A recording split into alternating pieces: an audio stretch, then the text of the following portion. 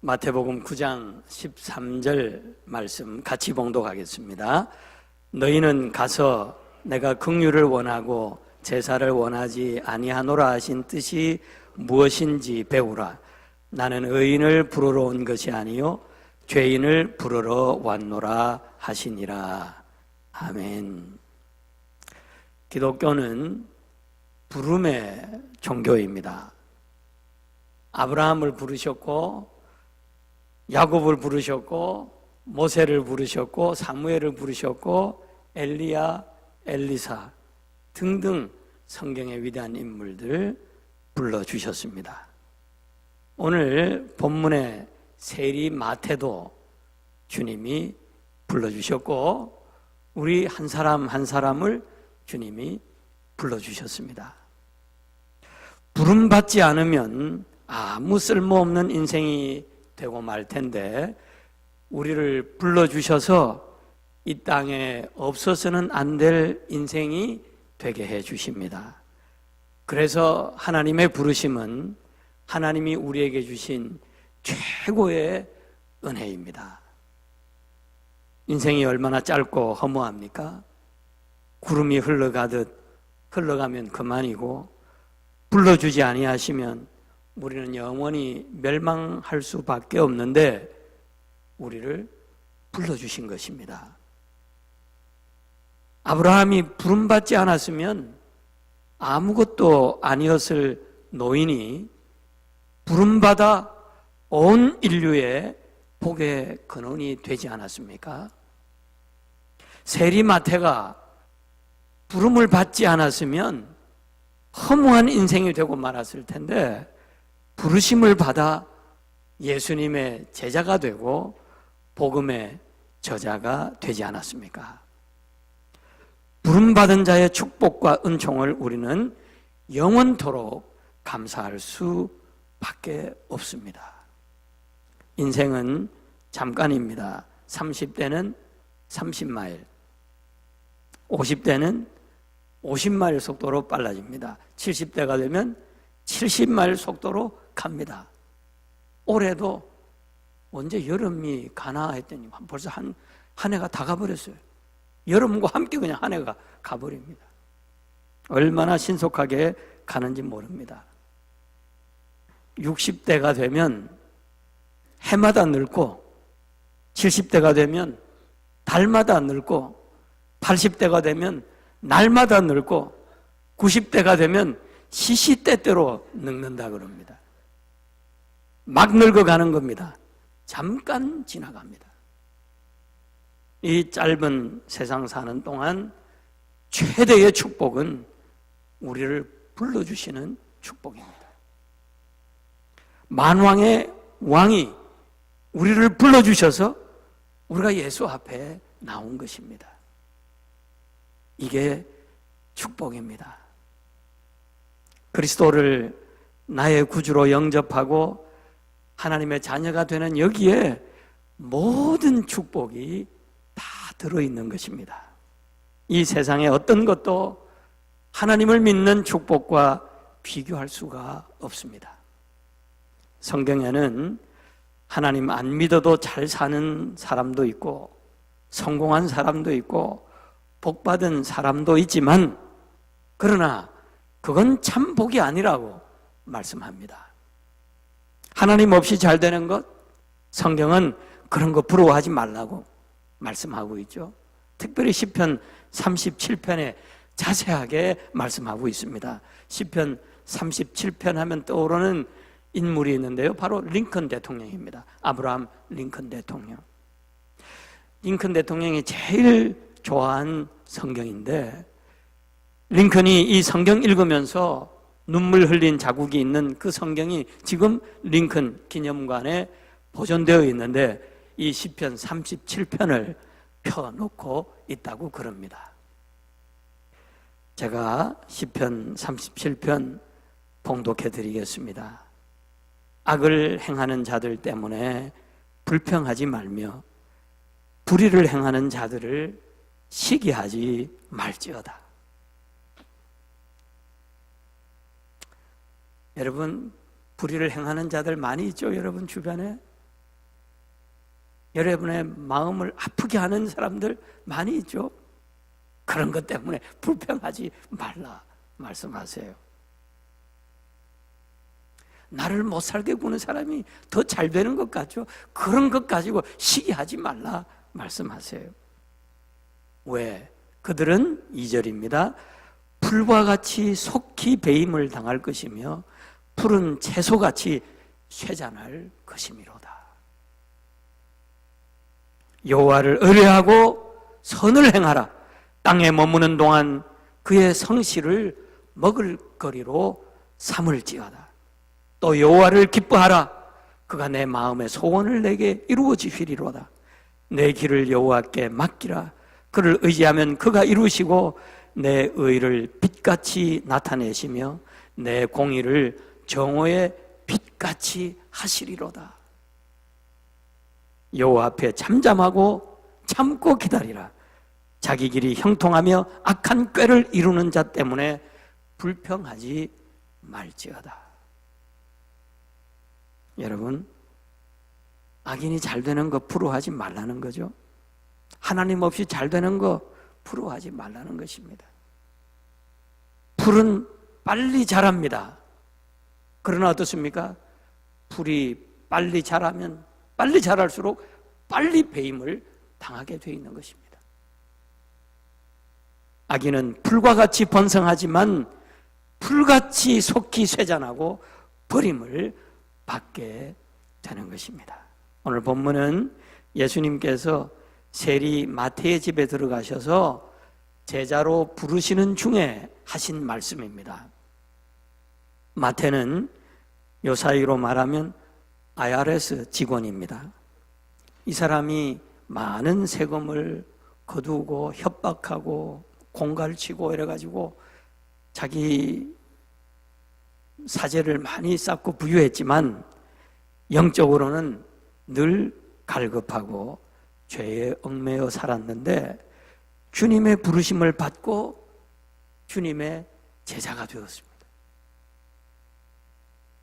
기가 막힌 일 아닙니까?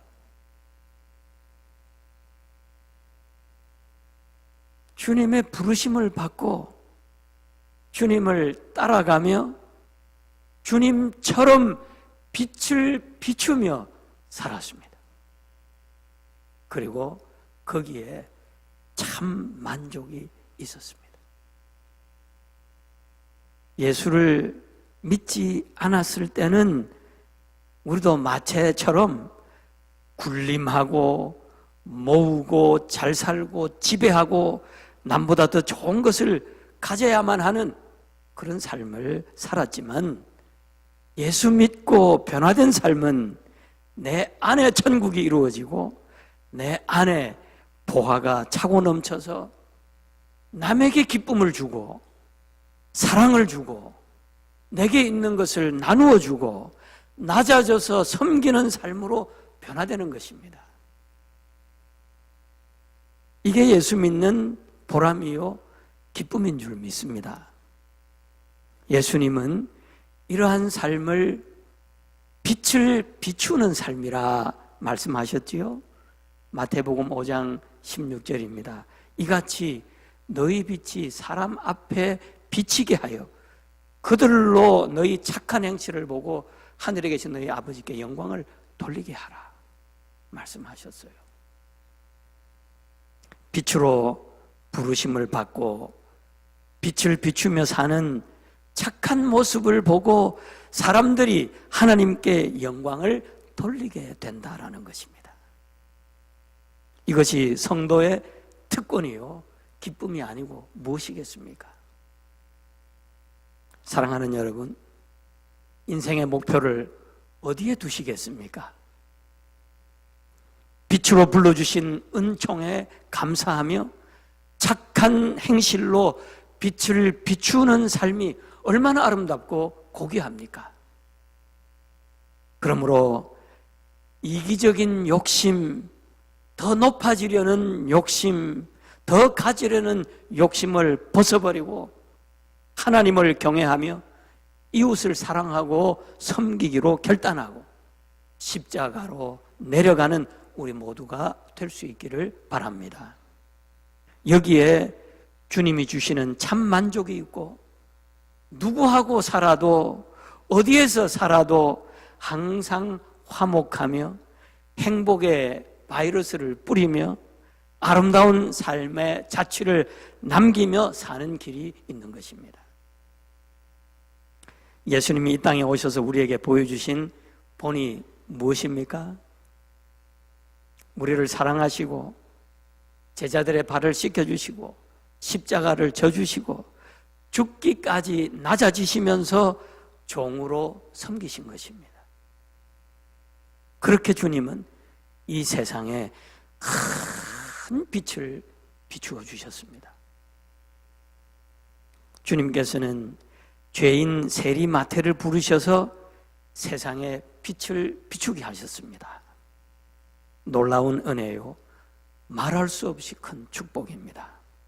그리고 주님께서는 마태를 부르시듯 저와 여러분을 불러주셨습니다. 이 부르심의 은총에 감사하며 빛을 비추며 살 수 있기를 바랍니다. 작은 빛이라도 괜찮습니다. 비치면 되는 것입니다. 빛은 언제나 밖을 향하여 비춥니다.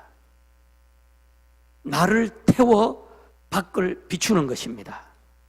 너를 먼저 생각하며 사랑하고 섬기고 나누며 나를 희생하며 너에게 빛을 비추는 것입니다.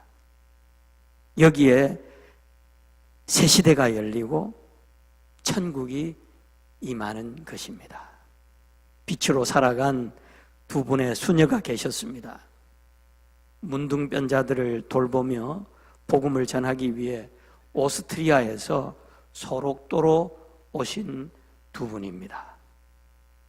간호사이기도 하셨던 두 분은 20대의 처녀의 몸으로 와서 40년이 넘도록 남들이 다 외면하는 그 환자들을 돌보며 소록도에서 같이 지냈습니다. 70세가 되어서 고향으로 돌아가면서 이런 편지 한 장을 남겼습니다. 이 편지는 사랑의 편지요, 헤어지는 아픔의 편지입니다. 우리가 떠나는 것에 대해 아무리 설명을 충분히 한다 해도 헤어지는 아픔을 달랠 수는 없을 것입니다. 각 사람에게 인사 못 드리고 이 편지로 대신합니다. 이제는 천막을 접을 때가 왔습니다. 우리는 현재 나이 70입니다. 이제는 한국의 복지시설이 잘 되어서 기쁩니다. 많은 사랑과 신뢰를 받아서 감사할 뿐입니다. 이제 나이가 들어서 제대로 일할 수가 없어 다른 사람들에게 부담을 주지 않으려고 떠납니다. 이 편지 한 장을 남기고 조용히 고향으로 돌아갔습니다. TV나 신문의 인터뷰를 사절하고 누군가 찾아오면 숨었다고 그럽니다. 그 많은 공로패, 감사패도 다 사양했다고 합니다. 한 기자가 오스트리아에 가서 물어 이분들의 사는 집을 찾았는데 한 분의 집은 찾을 수가 없었고 마치 그래도 한 분은 집을 찾아서 방문했는데 방 안에 들어가 보니 붓글씨로 쓴 선하고 겸손한 사람이 되라 라고 하는 누군가가 한국에서 써준 글귀겠죠. 그것을 소중히 여기며 그걸 아직도 자기 방에 걸고 그렇게 살고 있었다라고 하는 이야기입니다. 선하고 겸손한 사람이 되라.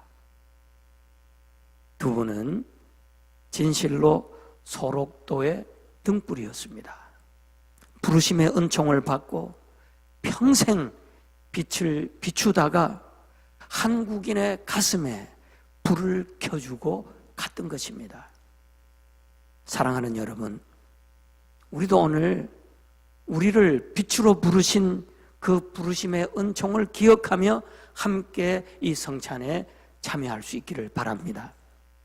십자가까지 낮아지심으로 큰 빛을 비추어 주신 예수님을 기억하며 우리도 주님 따라 내려가는 작은 빛이 되어 빛을 비출 수 있기를 바랍니다.